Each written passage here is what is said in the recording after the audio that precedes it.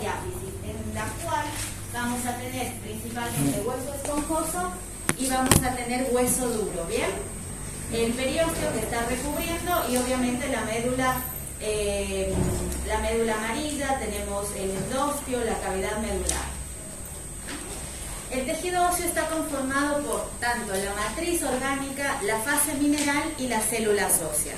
En cuanto a la matriz orgánica, está integrada principalmente por fibras de colágeno tipo 1, producto de la síntesis osteoblástica, de la osteocalcina, osteonectina, osteopontina, glucoproteínas y proteoglucanos. Y la fase mineral está conformada por cristales de hidroxiapatita, calcio, fósforo y magnesio. Entonces, recordemos que la principal fuente de dureza del hueso va a ser el calcio.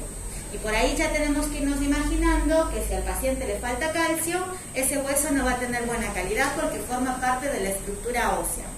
Y las células óseas, recordemos que son los osteoblastos, los osteoclastos y los osteocitos. Estas son las principales células óseas.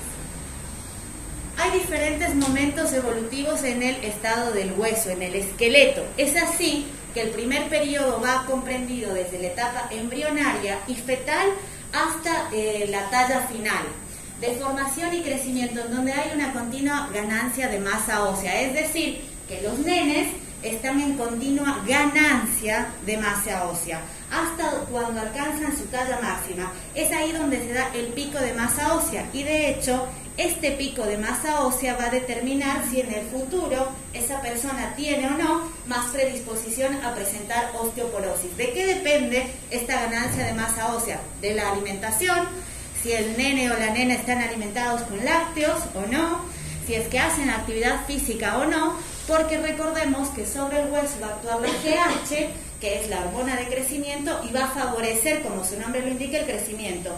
Y recordemos que la GH se estimula también con la actividad física. Entonces, son factores que durante la ganancia de masa ósea van a determinar si es que esta persona tiene más o menos masa ósea.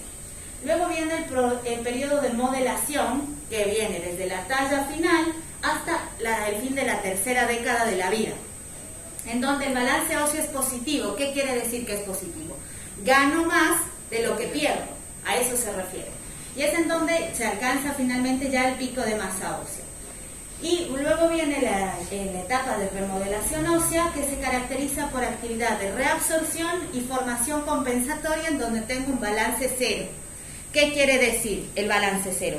Que yo gano lo mismo que pierdo, porque el hueso está en un constante remodelado óseo. Es como, imaginémonos una pared de ladrillos, ¿no? Entonces, la ganancia sería poner ladrillos en la pared y la pérdida sería quitar ladrillos de esa pared. Y durante esta etapa estamos en un balance cero. Gano y pierdo lo mismo. ¿Y para qué pierdo hueso? ¿Para qué se les ocurre que pierdo hueso? Para recambiar las células, para remodelarlas, para no tener células viejas, sino que tengo que seguir construyendo una pared que sea firme y que me proteja ¿contra qué? Contra las fracturas, que si me caigo no me rompan los huesos, porque recordemos que ¿cuál es la principal función del esqueleto? El sostén, ¿sí? Nosotros tenemos el fémur, que es el hueso más grande, está sosteniendo el cuerpo, al igual que la tibia, el peroné. Entonces, el hueso tiene la funcionalidad de tener el sostén de la persona. Entonces, por eso necesitamos ganar hueso y quitar hueso viejo. ¿Bien? El recambio óseo comprende entonces activación. ¿Por qué activación? Porque necesito un primer paso que me indique que tengo que cambiar hueso. A eso se denomina activación. Reabsorción, acoplamiento y mineralización. Y la mineralización es el paso importantísimo en donde necesito calcio, fósforo, magnesio para compactar el hueso nuevo, que ya vamos a ver cómo es el proceso. Y esto se da tanto en la superficie del hueso trabecular como en la profundidad del hueso cortical. Y se debe a una serie de eventos celulares que están dados por la unidad estructural ósea, que está formada por el osteocito, el osteoblasto, el osteoclasto y las células de revestimiento óseo. Hay un factor importantísimo en el recambio óseo que es el rank L o el rank ligando, se llama. Y cuando se une con su receptor rank, lo que van a favorecer es la diferenciación y activación de los osteoclastos. Recuerden que los osteoclastos son los que degradan hueso, mientras que los osteoblastos son los que generan hueso. Bien, entonces, el rank ligando se une con el receptor y lo que van a favorecer es la presencia de osteoclastos, que son los que degradan hueso. En presencia de cantidades permisivas del factor estimulador de colonias de macrófagos. Es importante que estén presentes para que estos ayuden a la génesis de los osteoclastos. Mientras que la osteoprotegerina lo que hace es inhibir la osteoclastogénesis, o sea, que inhibe la formación de estos osteoclastos, porque si se forman de más, ¿qué pasa? Si hay muchos osteoclastos, ¿qué pasa?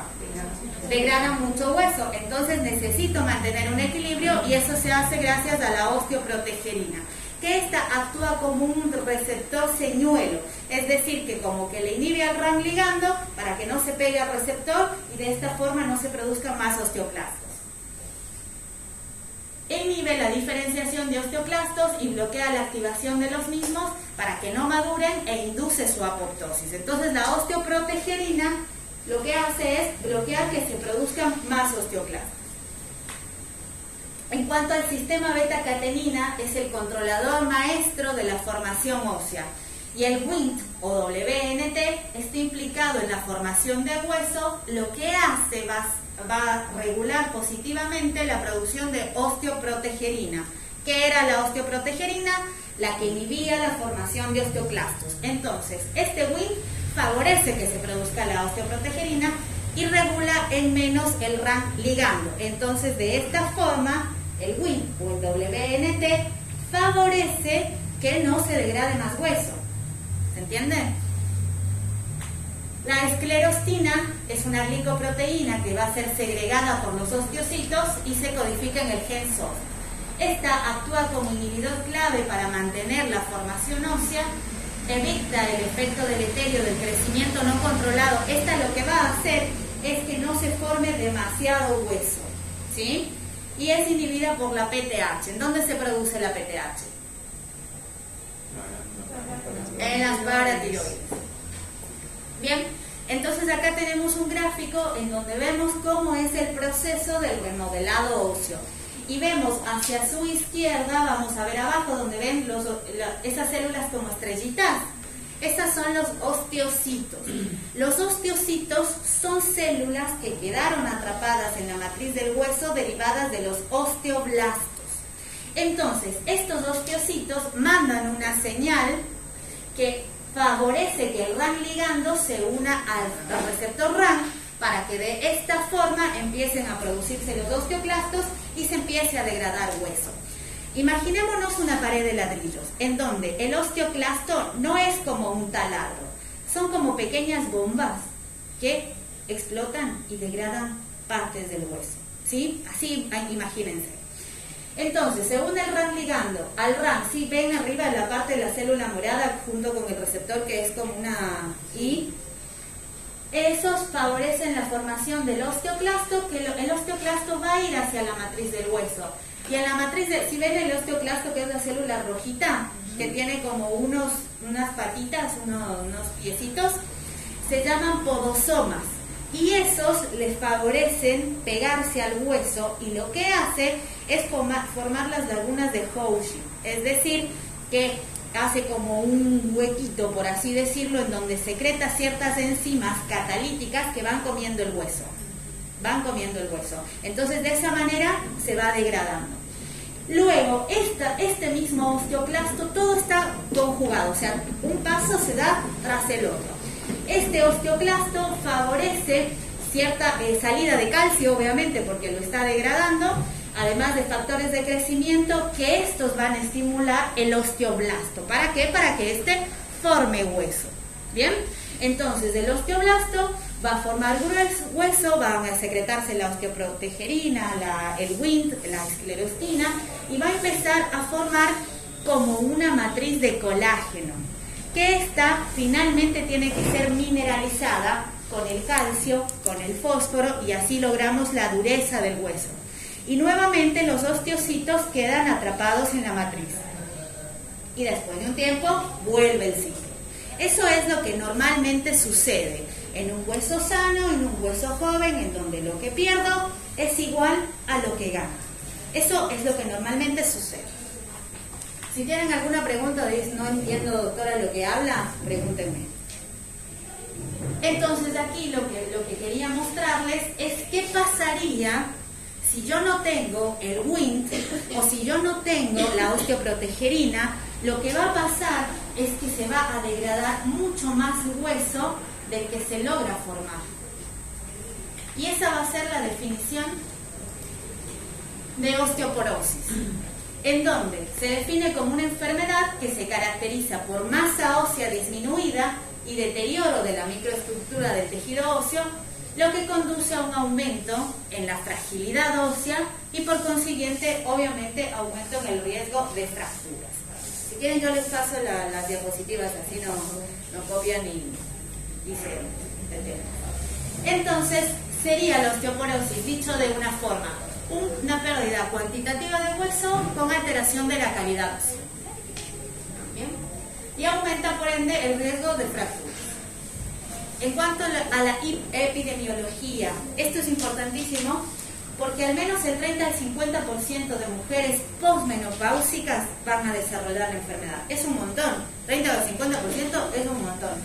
En Argentina, algunos estudios que se han hecho revelaron que de 4 mujeres, 2 tenían osteopenia, 1 osteoporosis y apenas 1 era normal.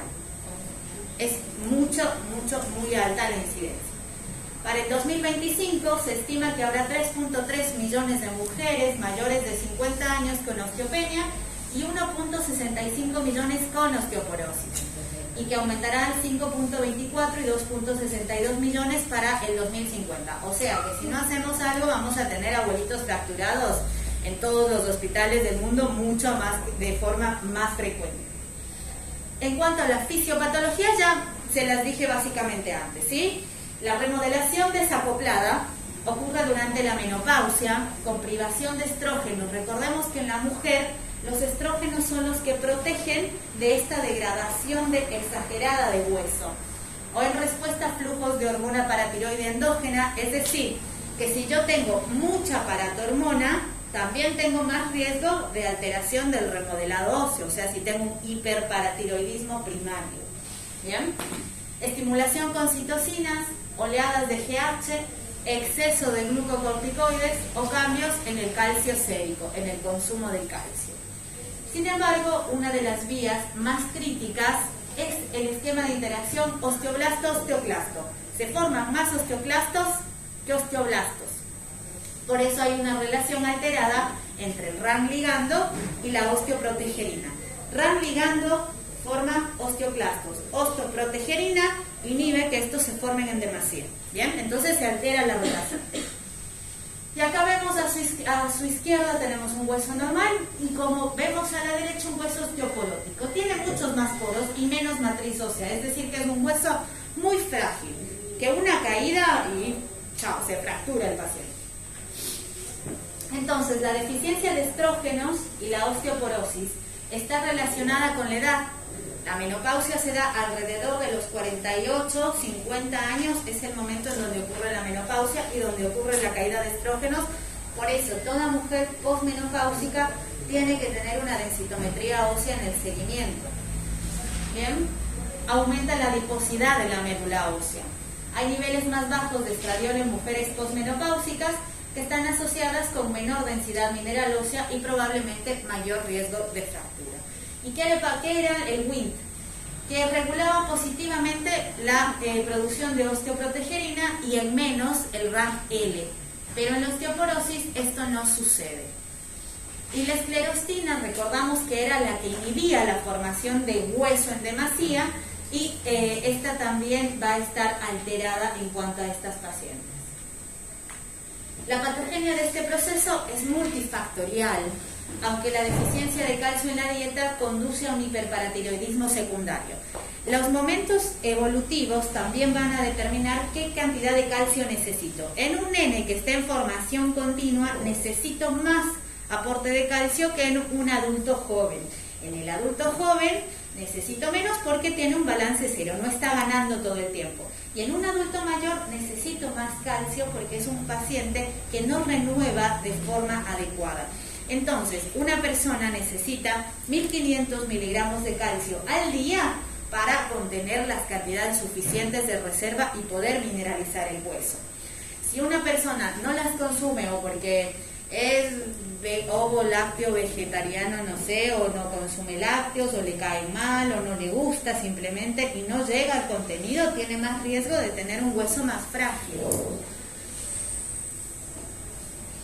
La PTH estimula los osteoblastos y provoca las secuencias de remodelación, incluida la elaboración de varias citocinas que aceleran la resorción ósea. Entonces, si yo tengo más PTH circulante, tengo más resorción ósea.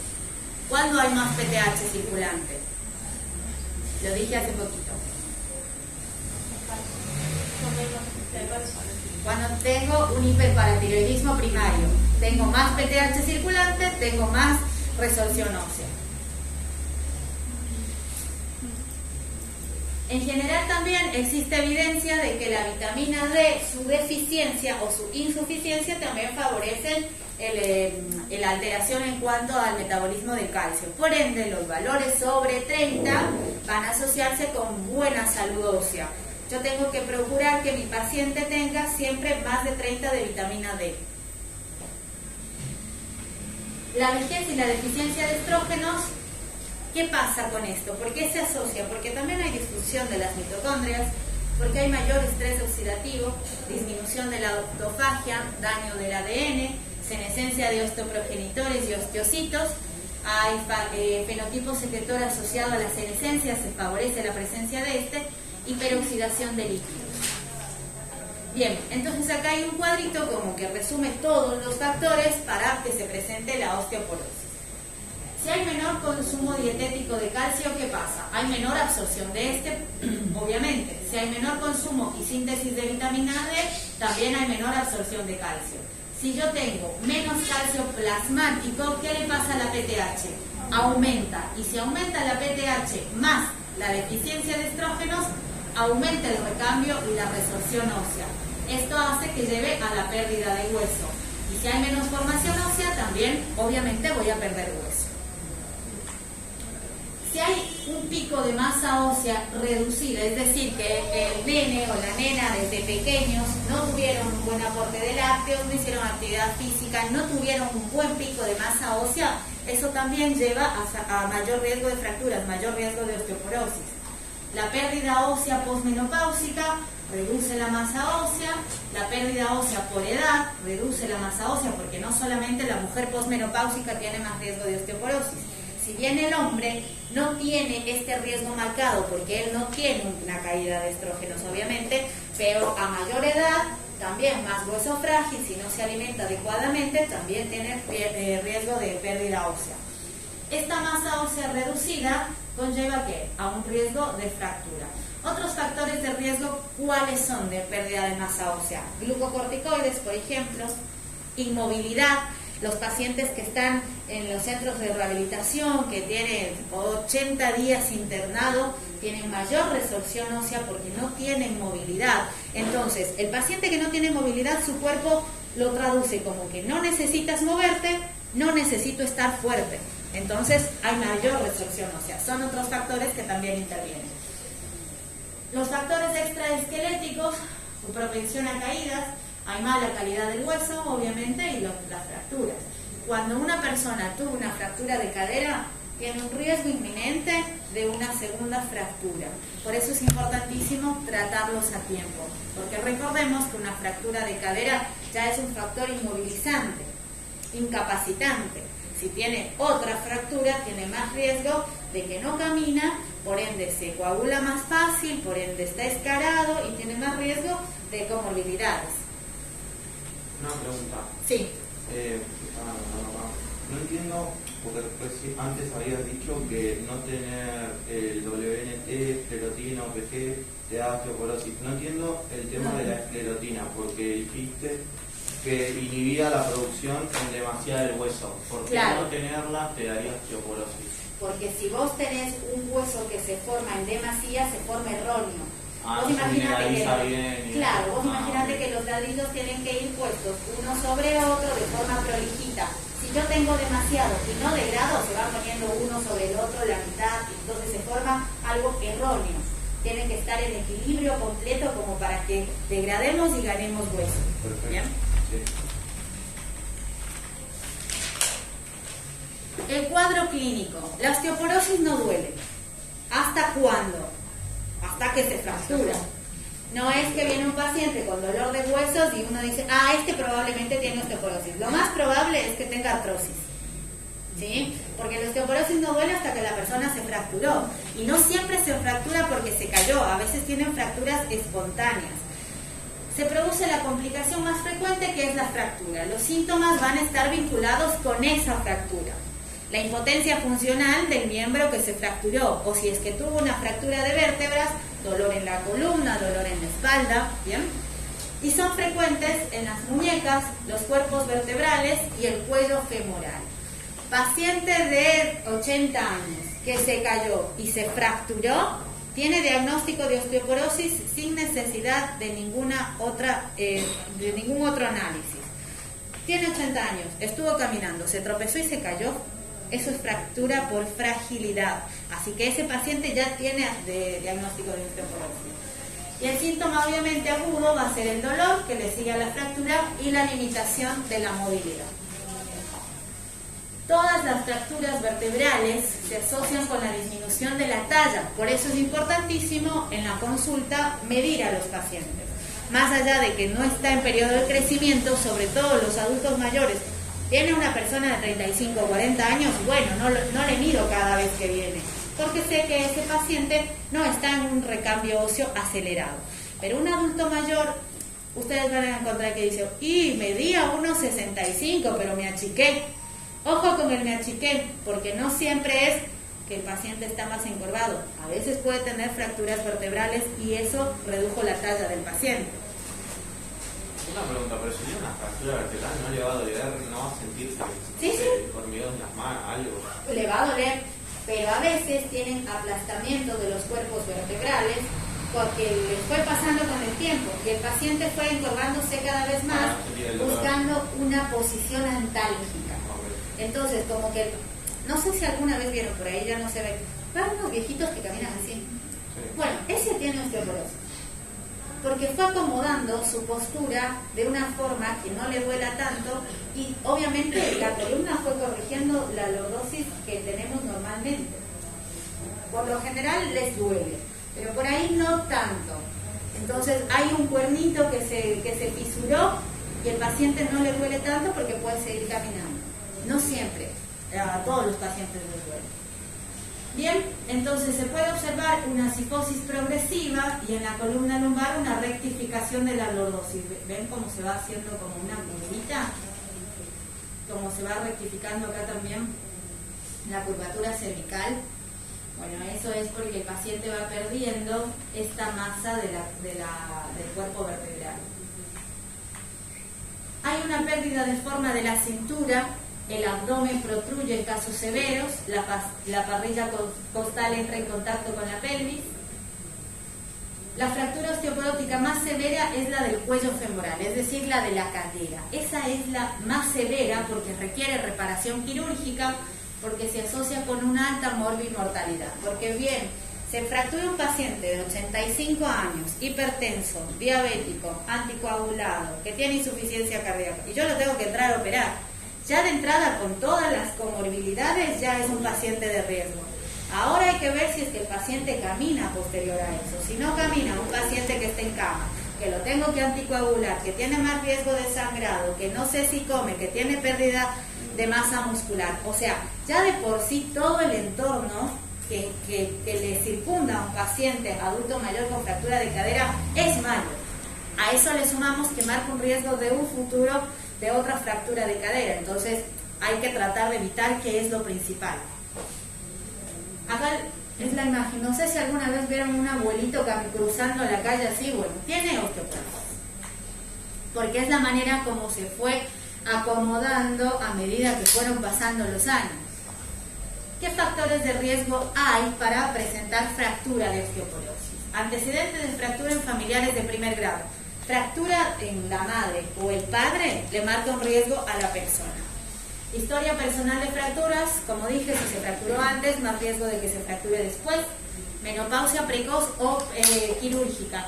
Ya no se llama menopausia precoz, se llama insuficiencia ovárica primaria.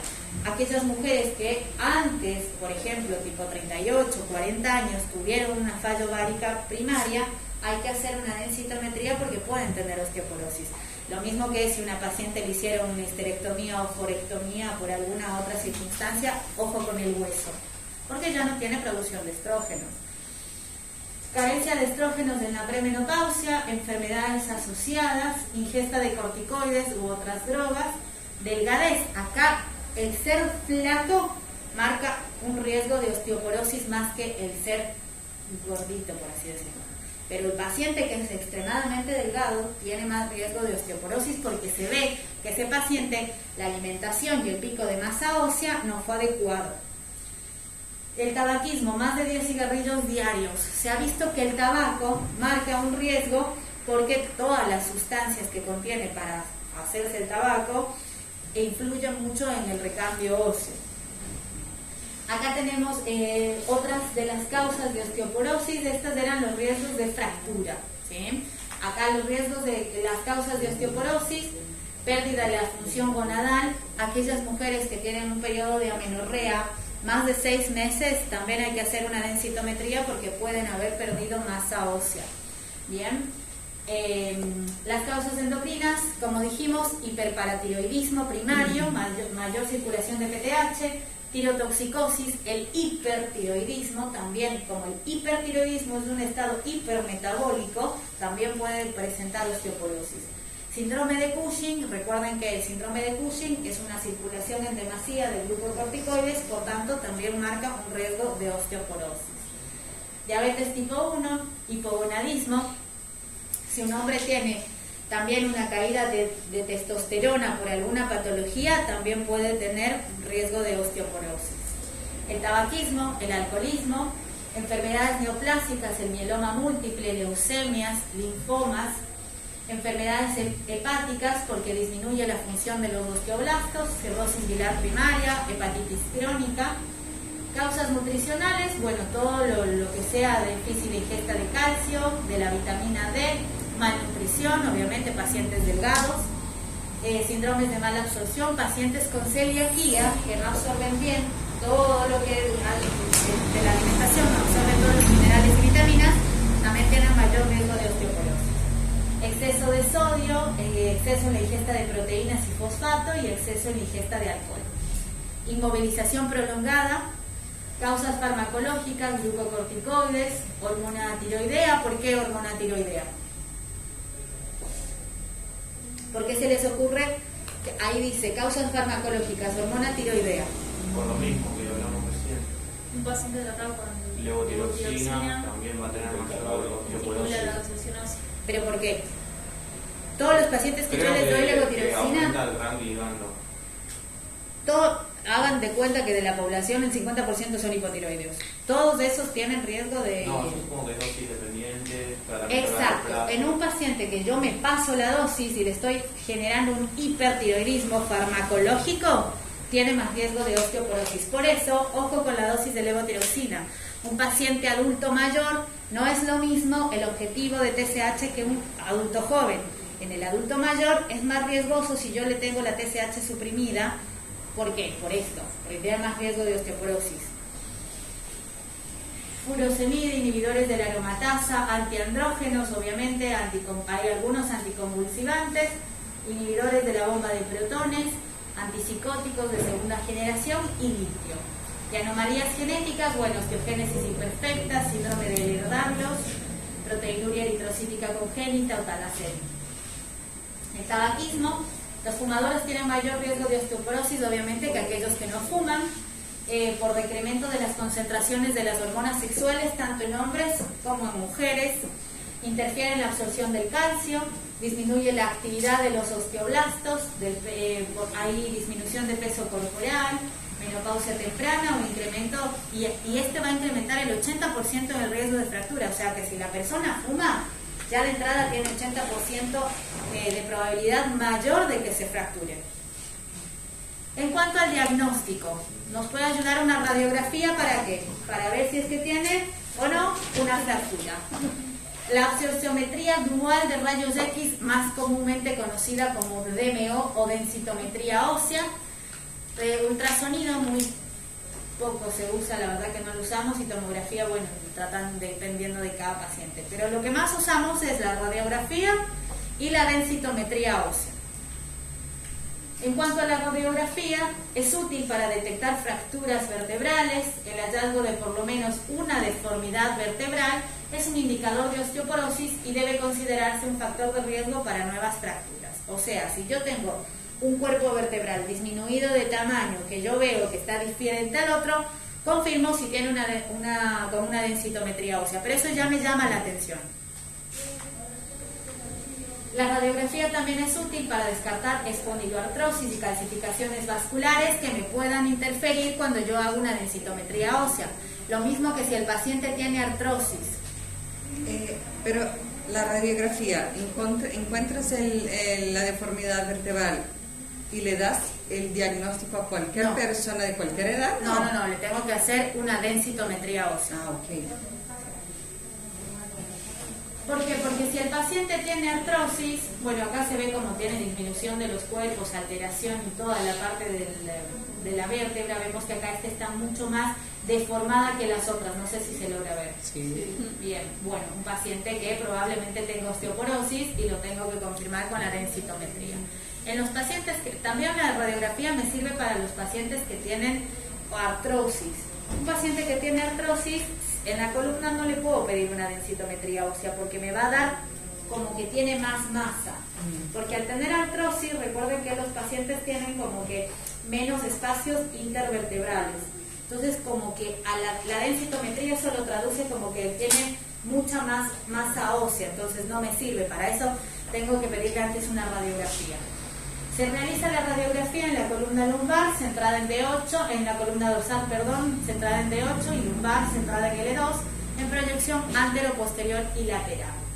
Las características radiológicas van a estar asociadas con signos radiológicos de osteopenia, localización principal desde T4 a L4, la fractura vertebral puede ser única o puede ser múltiple, no suele existir desplazamiento y conserva el espacio interdiscal. Si es que no hay conservación del espacio intervertebral, el paciente tiene artrosis y no me sirve para diagnosticar densitometría ese sitio específico. ¿A quién le pedimos radiografía? Mujeres de 70 años o más, hombres de 80 años o más, pérdida de talla histórica de 4 centímetros. Yo medía 1,70, haberlo mido 1,65. ¿Y qué le pasó a este? ¿Por qué bajó tantos centímetros de estatura? Fractura vertebral previa reportada, pero no documentada.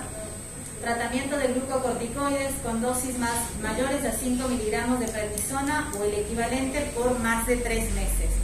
Una persona que toma corticoides por más de 3 meses ya es un paciente que hay que estudiar ojo con los efectos adversos de los glucocorticoides. ¿Por qué toman glucocorticoides? Porque tiene artritis reumatoidea, porque tiene algún dolor y siempre toma corticoides. Entonces eso también hay que tomar en cuenta. Y acá tenemos un cuadrito en donde nos habla de qué tipo de fracturas vertebrales se pueden ver según esta clasificación. Esta sería una vértebra normal, ¿sí? Así deberíamos ver una vértebra normal. Y acá tenemos una fractura anterior en cuña cuando es leve, acá, cuando es moderada y cuando es severa. Cuando tenemos una fractura bicóncava, cuando es moderada, cuando es leve, cuando es moderada y acá cuando es severa. Y acá una fractura por aplastamiento, esta sería fractura leve, acá sería una fractura moderada y acá sería una severa. Y la fractura osteoporótica más típica es en cuña y sus localizaciones más frecuentes de 7 a de 9 o de 11 a lumbar 1. Entonces, la densitometría es la técnica por elección para el diagnóstico de osteoporosis. Porque esta también, además de diagnosticar osteoporosis, nos va a ayudar a ver cuánto probabilidad tiene de una fractura. Según los expertos, la medición de densitometría solo debería realizarse en el tercio distal del antebrazo cuando no pueda medir columna lumbar o fémur. Por lo general, cuando pedimos una densitometría, pedimos de cadera izquierda y de columna lumbar. Eso es lo que siempre pedimos. Pero si el paciente tiene hiperparatiroidismo primario, le pido de radio, porque el hiperparatiroidismo primario favorece la pérdida mayoritaria de hueso cortical. Entonces le pido de radio. También le pido de radio cuando el paciente tiene artrosis y no le puedo pedir de columna. Entonces le pido de radio y de cadera. ¿Bien? ¿Hay alguna razón para pedirla en izquierda y no en ambas? Se debería pedir en ambas. Por lo general no lo hacen. El técnico, qué sé yo, no lo hace. Por lo general. Se pide de la cadera izquierda siempre. De las dos caderas, cuando yo no puedo pedir columna, pido 2 caderas y radio, o cuando el paciente tiene una prótesis, esa cadera no se mide la contralateral. No sé si han visto las densitometrías, todas se presentan igual, van a tener el sitio por donde se midió, ¿sí? Y van a tener estas 3 coloraciones, en donde viene una franja verde, que sería normal, una franja amarilla, que sería osteopenia, y una franja roja, que sería osteoporosis. Nos van a reportar siempre así. Es importantísimo determinar de qué marca es el densitómetro, porque cada marca tiene un pool de pacientes de comparación. La densitometría es medir la densidad de mi paciente comparada con una población normal. Entonces, la población que usaron en el Lunar Prodigy no es la misma población que el Ologic. Entonces, yo no puedo comparar una densitometría con otra de diferentes marcas. Por eso se le pide al paciente que se haga siempre en el mismo sitio. Ahora, si no se puede y trae otra, bueno, te quedas con la última. Pero por lo general, yo tengo que comparar esta densitometría que tengo actualmente con la anterior. ¿Para qué? Para ver si perdió mucha masa ósea, para ver si se mantiene, o para ver si yo le di tratamiento y mejora. Siempre me van a servir las 2 últimas densitometrías. ¿Bien? Criterios de indicación de densitometría. ¿A quién le pido densitometría? A todas las pacientes mayores de 70 y 80 años que tengan riesgo elevado de fractura, que ya vimos cuáles eran los factores de riesgo. Índice de masa corporal menor de 20, también tengo que pedir una densitometría. Pérdida de peso más del 10% de lo habitual en el joven o de adulto, o pérdida de peso en los últimos años, también le tengo que pedir una densitometría. Inactividad física. Tuve una paciente ahora hace poco, 80 años. La señora había sido atleta desde que era joven, y antes de la pandemia caminaba 3 kilómetros por día. Antes de la pandemia. Vino la pandemia, la paciente no hizo nada, se fracturó 3 vértebras dorsales. Claro, no podía caminar, fue al traumatólogo, le hicieron una resonancia, las vértebras todas chiquititas. Entonces, ahí marca un punto de cuánto influye la inactividad de una persona. Era una persona activa, completamente activa, y 2 años sin salir se fracturó las vértebras. Entonces, la inactividad física también marca un riesgo. Corticoides, siempre. Los inhalados y los corticoides dérmicos tienen menos riesgos de efectos adversos que los biorales o los endovenosos. Pero también hay que ver qué paciente es, si con los corticoides inhalados le colocan de vez en cuando una dosis o un ciclo por el asma o por lo que sea que tenga, pero más riesgo tienen los corticoides bioral y endovenoso. Tratamientos con anticonvulsivantes, hiperparatiroidismo primario, que recuerden que aquí tenemos que pedir sí o sí radio. Densitometría de radio sí o sí al paciente que tiene hiperpara primario. Anorexia nerviosa, diabetes tipo 1, gastrectomía. ¿Por qué gastrectomía? Porque obviamente los pacientes van a tener una mala absorción inducida por la cirugía. Anemia perniciosa, fractura previa osteoporótica. abuelito que se cae, se fracturó, eso es una fractura por fragilidad y tengo que pedirle una densitometría cada tanto para ir controlándolo. En riesgo moderado, si es mujer, obviamente posmenopáusica, consumo de tabaco, si tiene baja o nula exposición solar, ¿por qué? Porque no tengo vitamina D. Antecedentes familiares de fractura osteoporótica, menopausia, iatrogénica, ya por cualquier motivo que se le hayan extirpado el útero y los ovarios, periodo fértil menor de 30 años, si es que tiene algún antecedente que le favorezca la pérdida de hueso. Y bueno, ahí tenemos que ir viendo qué tipo de paciente yo le pido una densitometría y que no. A ver, si yo tengo un paciente que le estoy dando levotiroxina y el primer control me viene con la TSH baja, no le voy a pedir una densitometría. Tengo que seguirlo en el tiempo porque le modifico la dosis y le va a modificar la TSH. Yo tengo que ver qué paciente tengo enfrente para decidir. Ahora, si tengo un abuelito que siempre viene con la TSH suprimida, 80 años, ya se cayó, se fracturó antes, bueno, es distinto. Siempre hay que ver qué paciente tengo enfrente. Acá es lo mismo, pero está un poco más fácil de comprender, se los dejo para que lo lean. ¿Y cómo se interpreta la densitometría? La densitometría, ustedes se van a dar cuenta que tiene dos valores, uno que se llama T-score y otro que se llama Z-score. El T-score es el número de desviaciones estándar de la densitometría de un individuo en comparación con una población de referencia normal. Ese es el T-score, que lo compara con una población de referencia normal. Y el Z-score es el número de desviaciones estándar de la densitometría de un individuo con relación a una población similar al paciente, de su mismo sexo, su misma raza y su misma edad. Como un percentil tenía. Sí, exacto. Entonces, el T lo compara con la población normal, mientras que el Z lo compara con la población de la misma edad del paciente, la misma raza, el mismo sexo. La Organización Mundial de la Salud recomienda que para el diagnóstico, la clasificación de osteoporosis, se utilice el T-score en el cuello femoral, pero también lo usamos obviamente el de la columna lumbar. Dada la precisión y variabilidad de la técnica y el cambio esperado con el tratamiento, cuando se usa en el seguimiento de pacientes, en general no estaría justificado repetirla sino después de 2 años de la primera. La densitometría se solicita cada 2 años. Si tengo un paciente que no cambió su tratamiento, su estilo de vida durante esos 2 años, puedo esperar.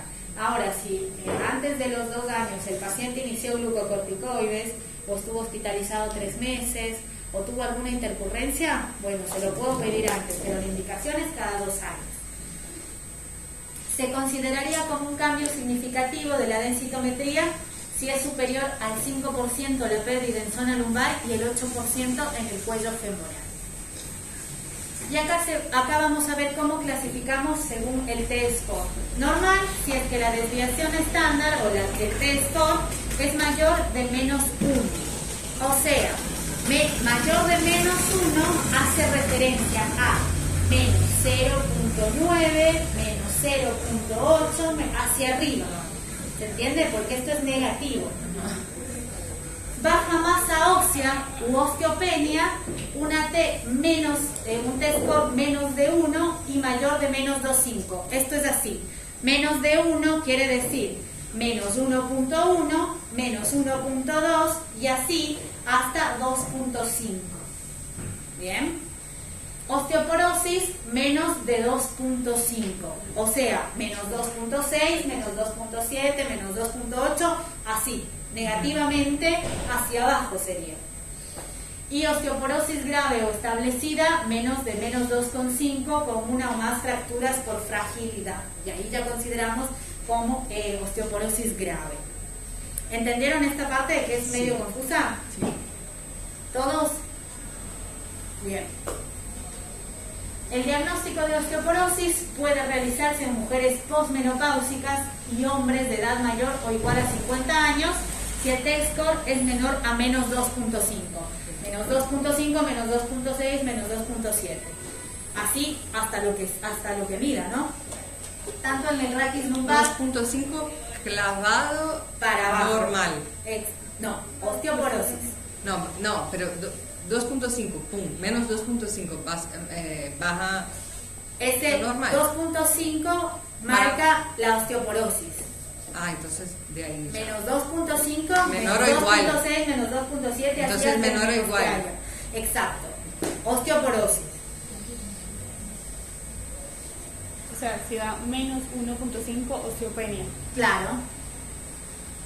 Y hacemos el diagnóstico. Menos 1, normal. Claro. 1 sería lo que debería tener normal. Bien. Menos. O 1.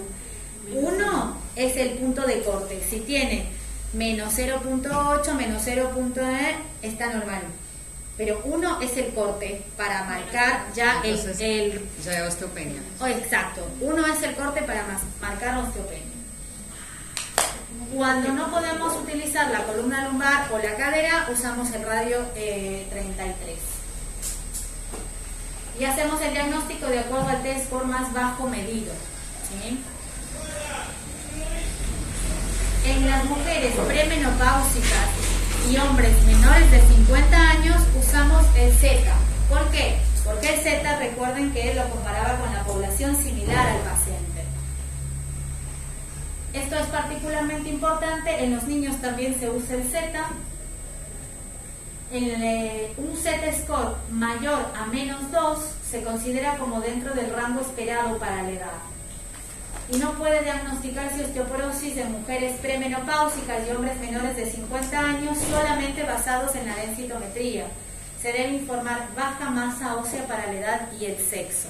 Hay que tomar en cuenta qué factores de riesgo tengo. Si yo le estoy midiendo la densidad mineral ósea a una paciente premenopáusica, tengo que saber por qué. ¿Qué tiene? Tiene amenorrea, tuvo una extirpación uterina y de ovarios, toma glucocorticoides, es una paciente con bajo peso, anorexia. O sea, ¿qué tiene esa paciente de comorbilidad para yo haberle pedido una densitometría? ¿Sí? Ahí se denomina baja masa ósea para la edad. Cuando yo uso el Z-score en pacientes premenopáusicas y hombres jóvenes, no se llama osteoporosis, se llama baja masa ósea para la edad. ¿Bien? Sitios esqueléticos a medir en todos los pacientes la cadera, se recomienda incluir ambos fémures, se recomienda hacerlo, y la columna anteroposterior, de L1 hasta L4, o sea, columna lumbar. Tanto para el seguimiento como para el diagnóstico se debe usar el fémur con menor valor. Medir el antebrazo solamente cuando tengo imposibilidad de medir o interpretar la columna o la cadera. Un paciente que tiene prótesis bilateral, sé que cadera no voy a poder medir, puedo medir radio. Cuando tengo hiperparatiroidismo primario, en pacientes muy obesos que sobrepasan el límite de la camilla, paciente que tiene obesidad mórbida, 160, 170 kilos y no entra, bueno, le mido el radio, eso sí le va a entrar. Evaluación del riesgo de fractura a 10 años se denomina FRAX. Y el FRAX es una calculadora que si uno lo pone en Google, calculadora FRAX, va a salirte y lo que te determina es el riesgo de fractura a 10 años de esa persona. Y lo que te pide son edad, fracturas previas, el número, lo que te salió en el resultado de la densitometría ósea, si fuma, si usa glucocorticoides, y te da el riesgo de fractura a 10 años. Y cuando el riesgo es mayor es cuando cuando ese paciente está peor, por así decirlo, es cuando te da el riesgo FRAX de fractura osteoporótica mayor, ahí es mayor a 20%, y el de cadera mayor a 3%. Ahí te va a reportar como riesgo de fractura mayor o igual al 20%, mayor o igual al 10%, mayor o igual al 15%. Cuando el resultado es mayor o igual a 20%, ese paciente tiene peor pronóstico. Lo mismo que si tiene el riesgo de fractura de cadera mayor a 3%, el paciente tiene peor pronóstico. Y eso marca muchas veces el inicio o no del tratamiento. Y este es el riesgo FRAX, es todo lo que te dice que tienes que poner en la calculadora, uno lo va poniendo. Datos clínicos importantes. Entonces, ¿qué tengo que hacer en mi paciente? Medir la talla anualmente y evaluar la presencia de fracturas vertebrales. Esto es como recomendación de grado A. Evaluar la historia de caídas en el año previo, y si las hubo, se debe realizar evaluación multifactorial del riesgo. Consumo o no de lácteos, vitamina D. El paciente tiene en su casa escaleras, no ve bien, usa bastón. Son factores de riesgo asociados para fractura. ¿Bien? Una forma de ver qué tan frágil es el paciente es pidiéndole que se ponga de pie sin apoyar los brazos en las sillas. Entonces yo ahí me doy cuenta si tiene fortaleza en los cuádriceps o no, si tiene la estabilidad para ponerse de pie. Y se van a dar cuenta que la mayoría de pacientes tienden a agarrarse de algún sitio para levantarse. Entonces ahí yo ya estoy viendo que es un paciente frágil, con esa simple prueba. ¿Qué análisis se debe pedir para el conjunto del diagnóstico de osteoporosis? En sangre un hemograma, una BCG, una proteína C reactiva, obviamente urea, creatinina, calcio, fósforo, magnesio, proteínas, función hepática, porque recordemos que pacientes con cirrosis tienen también riesgo de osteoporosis, TSH, proteinograma. Y en orina se puede pedir un elemental y microscópico, sedimento, orina de 24 horas con calcio, magnesio, fósforo, porque si el paciente elimina calcio por orina, yo sé que no lo está absorbiendo adecuadamente y no está teniendo una buena mineralización. Entonces es parte del análisis fosfocálcico. Y analítica específica, esto según sospecho yo en el paciente. Si tiene alteración de calcio-fósforo, se puede pedir estos en 24 horas junto con la PTH y también la dosificación de vitamina D. Premenopausia y perimenopausia, le pido una FSH, LH, 17-beta-estradiol, prolactina, buscando causas asociadas en mujeres, sobre todo, como dice acá, premenopáusicas. En el varón, testosterona, LH, FSH, cortisol, prolactina. Y si es que tienen factores secundarios asociados a corticoides, pedir en el hombre vitamina D y testosterona, y en la mujer vitamina D y LH. Cuando hay sospecha de síndrome de Cushing, ya hago el estudio correspondiente para el síndrome de Cushing, o de enfermedad celíaca, le pido los anticuerpos correspondientes para hacer el diagnóstico de enfermedad celíaca. Una pregunta, ¿esto se lo pedís después de que agarraste la imagen y dijiste, uy, tiene una fractura? ¿O te llega el paciente, me duelen los huesos y le pedís todo eso? Claro, vas ganando tiempo, porque viene el paciente, adulto mayor, vos ya le haces, por lo general el paciente llega ya con algún dolor, con alguna cosa, entonces uno ve la edad del paciente, ve factores asociados, ya le pides todo el mundo. La densitometría y los laboratorios, porque aparte uno tiene que darse cuenta que ese paciente para sacar un nuevo turno va a pasar 3 meses. Entonces, si yo le pedí en la primera consulta la densitometría, espero 3 meses para el laboratorio siguiente, va a venir en 3 meses más, ya tuve ahí un retraso de 6 meses que probablemente no le inicié tratamiento a alguien frágil. Entonces es preferible hacer una buena historia clínica, una buena anamnesis, una evaluación primaria para pedir todo junto y ya cuando venga el paciente ya lo puedo definir o no el tratamiento. ¿También le pedirías la radiografía en ese caso? Sí, sí, por lo general es de buena práctica clínica pedirles una radiografía, porque sobre todo esto vemos que esta patología se da más en la etapa de adulto mayor. Entonces son pacientes que por lo general suelen tener artrosis, dependiendo a qué se dedicaron o no en su vida anterior, obviamente su vida productiva. Si tiene osteoporosis y vos le pediste una densitometría sin ver la radiografía, por ahí le pediste de columna y da que no sirve. Entonces yo perdí la oportunidad de medirle radio, ¿sí? Entonces, le pido una radiografía como para ver que los espacios intervertebrales estén respetados, que no tiene artrosis, que no me va a interferir en la medición de la densidad. Claro, porque digo, bueno, si viene una vez y sé que no la veo después de tanto tiempo, y yo le pido solo la densitometría y me llega que tiene mucha más causa y en realidad tenía artrosis y no estaba diagnosticado por el reumatólogo, ¿cómo puedo saber yo que tiene artrosis y él no lo sabe? Claro, por eso es de buena práctica clínica pedírsela de inicio. Okay.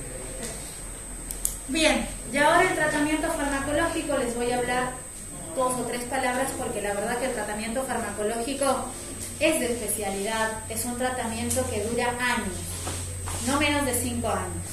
Entonces, no es lo mismo empezar a tratar una paciente de 87 años que yo sé que no va a vivir 20 años más, que tiene una esperanza de vida corta, porque yo sé que voy a poder usar bifosfonato 5 o 7 años.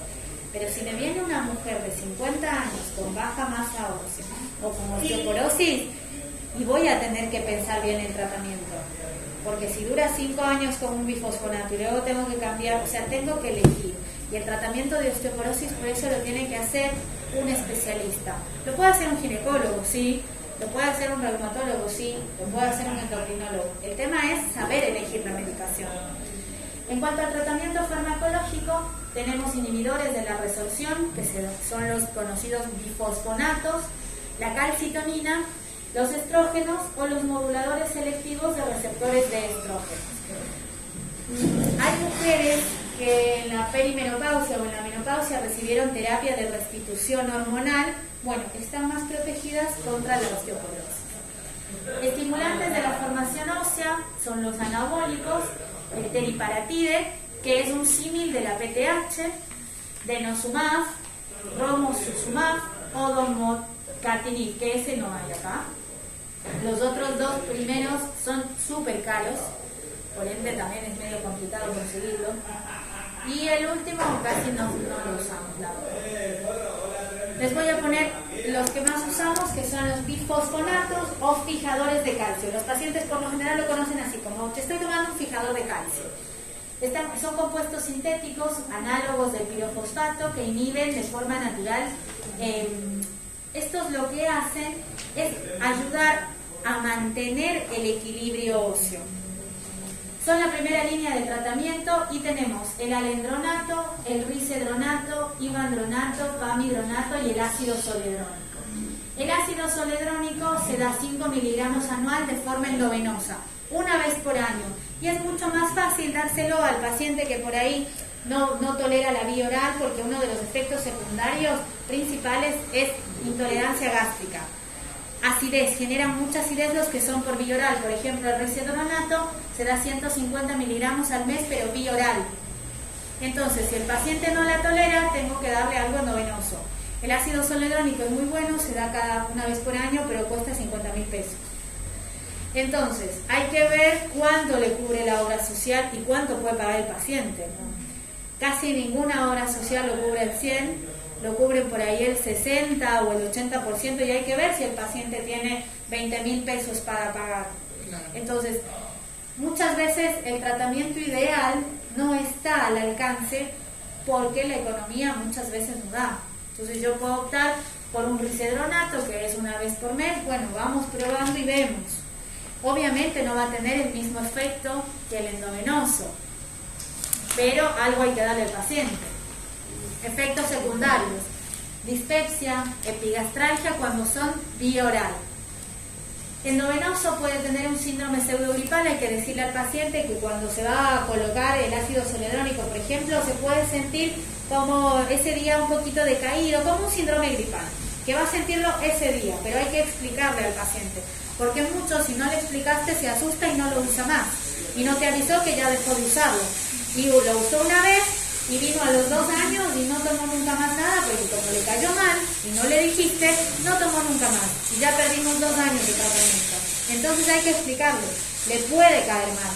De hecho, cuando nosotros indicamos risedronato o ivandronato vía oral, hay que decirle al paciente que no se vuelva a acostar después de 2 horas.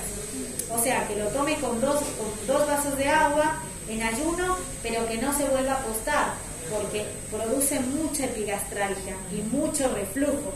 Si el paciente se acuesta, le va a caer pésimo, entonces hay que remarcarlo. Bueno, no se acuesta 2 horas. ¿Alendronato también? Todos los que son por vía oral. Entonces hay que explicarle eso, porque también le cayó pésimo, no lo tomó un solo mes y el siguiente mes no lo tomó, y luego viene y te dice, la verdad que no lo tomé porque como nadie me dijo que lo siga tomando y me cayó mal, ya no lo tomé. Entonces hay que explicarle, puede sentir esto o puede que no. Igual con el endovenoso, traiga un paracetamol el día que se lo vaya a pasar para que no se sienta tan mal. ¿El endovenoso cuál era? Ácido zoledrónico, que se coloca 5 miligramos una vez por año. Se infunde en 30 minutos más o menos. Viene una ampolla ya lista, simplemente se conecta al paciente con una vía y ya está. ¿Y los otros vía oral? Todos los días. No, se toma una vez por mes o una vez por semana. Tomo el alendronato una vez por semana, el risedronato es una vez por mes, igual el ivandronato puede ser una vez por mes, o si es que es endovenoso, una vez por cada 3 meses.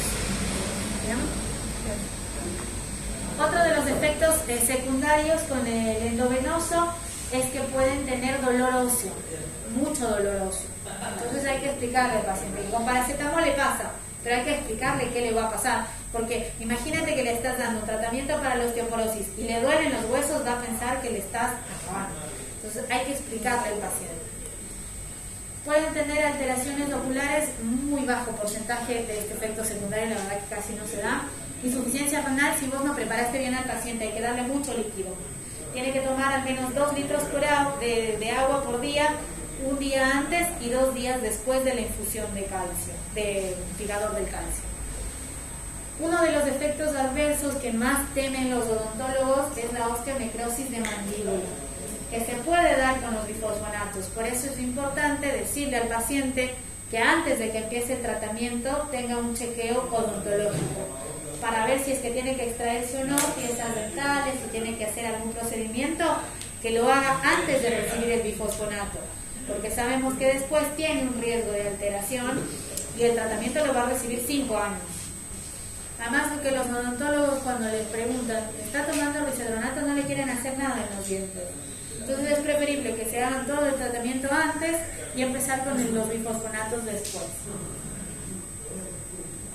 El denosumab es un anticuerpo monoclonal y este inhibe el ligando del receptor RANK. Entonces este va a inhibir la osteoclastogénesis. Este no se excreta ni se filtra por los riñones, se coloca 60 miligramos subcutáneos cada 6 meses y tiene una acción reversible, porque obviamente si yo estoy dándole una medicación que le bloquea el receptor y yo quito la medicación, el receptor empieza a actuar. Entonces es importante que cuando yo le dejo de dar el denosumab, yo le dé un bifosfonato siguiente. O sea, el denosumab digamos que le di 3 años y ya no va más, ya ese no le voy a dar, tengo que darle un bifosfonato, porque si yo quito ese denosumab puede haber una osteoclastogénesis de rebote, entonces estoy favoreciendo la pérdida de hueso. Tengo que darle un bifosfonato sí o sí. ¿No pasaba lo mismo con la calcitonina? Sí, tengo que dar siempre, no puedo dejar desprotegido el hueso. O sea, yo le voy a cambiar la medicación, ¿no? El tratamiento de osteoporosis no termina. Digamos, siempre tengo que darle algo así. El calcio va a ser como cosa de todos los días. Si el paciente no consume 1500 miligramos de calcio, se lo tengo que dar yo. Porque si va a tomar un fijador de calcio y no tiene calcio, va a degradar el hueso. Tengo que darle un aporte de calcio. Entonces, como conclusiones de la clase. La interacción de varios procesos fisiológicos que dan como resultado el pico de masa ósea y el mantenimiento de la masa ósea adulta son claves para comprender la patogénesis de esta enfermedad. De niña tenía desnutrición y bueno, marca un riesgo futuro. Los cambios en el estado hormonal, particularmente en el estradiol, son factores importantes para regular tanto la formación como la resorción ósea. Las perturbaciones en la actividad de la GH, la función musculoesquelética, la ingesta dietética de calcio y vitamina D y los determinantes genéticos también son factores patogénicos importantes. Si tiene un familiar de primer grado con fractura, tiene mayor riesgo. La anamnesis debe estar dirigida a localizar la existencia de factores de riesgo con disminución de la masa ósea, de fracturas y de caídas. No hay pruebas específicas de laboratorio que establezcan el diagnóstico de osteoporosis, pero son útiles para ayudar a establecer un correcto diagnóstico diferencial. La principal utilidad de la radiografía en la columna dorsal y lumbar es localización de una fractura. La presencia de una fractura vertebral sospechosa de origen osteoporótico permite el diagnóstico y debe valorarse la iniciación de un tratamiento farmacológico. Las fracturas vertebrales deben clasificarse según los criterios que vimos del cuadrito anterior y al establecerse un diagnóstico diferencial con todas las posibles causas de osteoporosis secundaria, enfermedad celíaca, malabsorción, gastrectomía, glucocorticoides. Siempre hay que ver si el paciente tiene alguno de estos factores para ver la posibilidad de tratar estos, ya que es una osteoporosis secundaria a otros factores. Y eso sería todo. Y les dejo con una frase que a mí me gusta mucho, de un libro que me marcó. Podemos prestar atención a lo que hemos perdido o a lo que todavía tenemos. Cuando nos fijamos en lo que no tenemos, es cuando más sufrimos y no agradecemos lo que sí tenemos. Así que tratemos de ver el vaso medio lleno y no medio vacío. ¿Sí? ¿Alguna pregunta, chicos? ¿Algo que no hayan entendido? Y a mí me quedó duda cuando vos hablabas de cuando había una disminución de la masa ósea en menores de 50 años. Sí. O sea, mayores de 50 años, osteoporosis. Exacto. Menores, solo disminución. De masa se le hace ósea. seguimiento. Exacto. Ahí hay que ver por qué vos le pediste la densitometría. Vos se la pediste porque toma glucocorticoides, se la pediste porque es un paciente sin movilidad y bueno, ahí yo valoro si le doy tratamiento o no. Por esto, que tiene 50 años y yo no sé si va a vivir 40 más. Entonces imagínate la cantidad de tiempo que yo tengo que tener disponibilidad de tratamiento. Entonces yo ahí tengo que valorar si trato los causantes de esa baja masa ósea. Toma glucocorticoides y bueno, se los puede quitar o el paciente va a rehabilitar y va a caminar. O sea, son factores que yo tengo que ir viendo si los puedo tratar. Por esto, porque tiene una edad muy joven y que yo tengo que tener previsto 30 años al menos de tratamiento. O sea, menores de 50 años es raro que tengan osteoporosis. Claro. Hay que evaluar otras causas. Claro, hay que evaluar causas secundarias. Lo mismo que las mujeres premenopáusicas. Yo sé que una mujer postmenopáusica ya no tiene estrógenos y que ella va a tener una disminución de masa ósea. Pero las premenopáusicas, ¿por qué no tienen esta adecuada masa ósea? Entonces hay que ver. Y bueno, si es una paciente con osteoporosis, que le quitaron el útero y los ovarios, la tengo que tratar. Pero es ver todos los factores secundarios. Por eso es que utilizo el Z en esos pacientes. Y el tratamiento de la osteopenia, calcio y vitamina D. Calcio y vitamina D. Osteopenia tengo que evitar que pierda hueso. Calcio y vitamina D siempre. ¿Y por cuánto tiempo, señora? Los fosfonatos de osteopenia, eso lo vas viendo con la densitometría. Bueno. O sea, vos le pediste la densitometría, le das calcio, le das vitamina D, si no tiene factores de riesgo, se le pides a los 2 años. Si no, al año. Y vas viendo, si se mantiene osteopenia, yo sigo con el calcio y la vitamina D. La idea es decir a la paciente que no deje de moverse, que tome el calcio, que tome la vitamina D, como para potenciar ese mantenimiento óseo. Y bueno, si es que en el seguimiento cae la masa ósea y ya entra en osteoporosis, el tratamiento es lo que sigue. Pero depende de esto, de cuánto aporte de lácteos y cuánta actividad física haga el paciente. Y cuando la osteoporosis es por una causa secundaria, o sea, yo trato la causa secundaria. Pero el tratamiento sigue siendo tipo por 5 años. Claro, sí. Y una pregunta, en indicaciones de la densitometría, ¿viste que dijiste en una mujer mayor a 70 años? Sí. ¿También puede ser indicación una posmenopáusica? Sí, también. O sea, no hace falta que llegue a los 70. Si es Claro, no menopausia hace a los falta. 50, Exacto. Sí. ya le Ya puedo le podés pedir. Yo tengo Y ahí se repite cada 2 años y que no hay cambio. Exacto, cada 2 años. Otra consulta, en personas, por ejemplo, como nosotros de nuestra edad, ¿hace falta tener un requerimiento adicional de calcio si se cubre con la dieta? Claro, si se cubre con la dieta, no. ¿Qué sería cubrir lácteos cubrir la dieta con lácteos? 3 porciones de lácteos. Una porción es un vaso de leche, un pote de yogur y un Al pedazo día. de queso. Esos serían los requerimientos. Al menos 3 porciones. Si quiere 3 vasos de leche, si quiere 3 potes de yogur, como sea, pero tienen que cumplir 3 porciones de lácteos. Y no hace falta suplementar. Si no lo cumple, tengo que suplementar. Pero tiene sentido suplementar si habíamos visto que no hay tanto No. recambio. ¿O sí? No, en la edad de adulto joven no hace falta. Si es que llega, a ver, si es un paciente que es, no sé cuáles son los que no toman lácteos. Los veganos. Ese sí tiene que tomar, porque no toma lácteos. Y va a tener buena absorción sabiendo que por el pico óseo hay una disminución de... Hay que ver en qué edad empezó a ganancia. ser vegano. Porque por ahí ya empezó a ser vegano después de los 30, ya ganó su pico de masa ósea y ya está. Ahora si es vegano, porque la madre es vegana y el nene es vegano, y hay que ver ahí todo el estado nutricional que conlleva, porque las personas que son veganas usan la leche de almendras o alguna otra cosa fuente, pero no tiene tanto calcio como tienen los lácteos. Entonces, pero si es un adulto joven que tiene una dieta variada y consume lácteos, no hace falta suplementar. Sí, vitamina D. ¿o no? Vitamina D sí.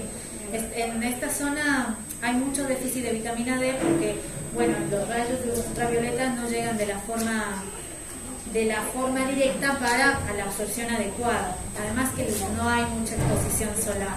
Entonces vitamina D sí, a la edad que sea. Y una pregunta, ¿es común pedirle a un hombre mayor de 50 años una densitometría de control?